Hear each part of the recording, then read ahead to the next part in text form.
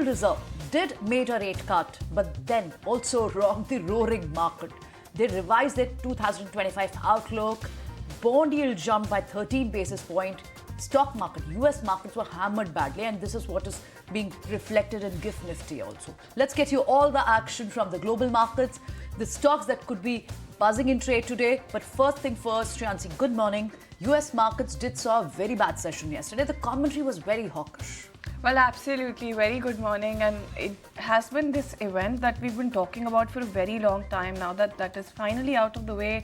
It doesn't look like the kind of expectations that we have has been, it has sort of met those expectations, because when you take a look at the stock market, then that largely plunged after the Federal Reserve struck a heavy blow, like you mentioned, Priyanka, to the roaring bull market, signaling that it was likely to only cut interest rates twice next year, down from the 4 reductions that had been penciled in during their last forecast in September as well. Now, we'll be getting you more details on this.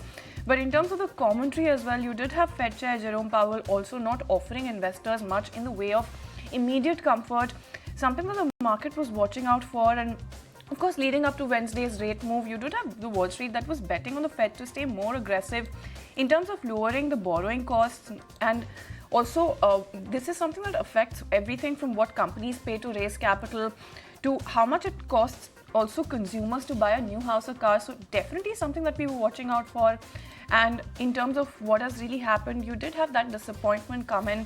So with the revamped outlook also, you did have the Dow that slid just about 2.5%, 2.5% is the kind of fall that you had coming in for the Dow Jones, falling for the 10th straight session, the longest decline coming in since 1974. So that's the kind of milestone that you're looking at for the Dow Jones, S&P 500 as well. Almost a 3% drop coming in there as well. And when you take a look at the Nasdaq as well, 3.6% is the kind of loss that you're seeing coming in for Nasdaq as well.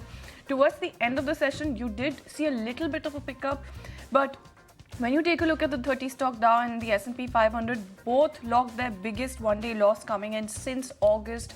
So quite the move coming in as far as the Wall Street is concerned. You did have treasury yields that also jumped following the Fed's cautious outlook.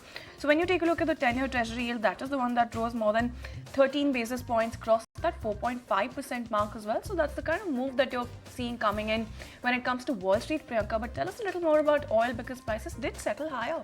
Absolutely. In fact, not just oil, even gold, which is considered the safe haven, that one also jolted yesterday. Let's talk about the oil prices first. The oil prices settled higher on yesterday, and this especially, of course, because of the US crude inventories, which has been falling, and now Federal Reserve comments and the interest cut. And this was widely expected, but then the gains were capped as a Fed signaled it would slow down the pace of cuts. This has been what is weighing on the different asset class now. Brent futures settled up 20 cents, nearly 0.27% to $73.39 per barrel. Whereas if you talk about US crude oil, that one settled up 50 cents, nearly 0.7% to $70.58. Now, both the benchmarks have reiterated from the gains of more than $1 a barrel as sessions high. Talking about the gold slipped more than 2% to a 1-month low on Wednesday, and this was especially after these comments only. And of course, the Fed lowered down the interest rate. So Fed and gold, crude, bond yields, we've talked all.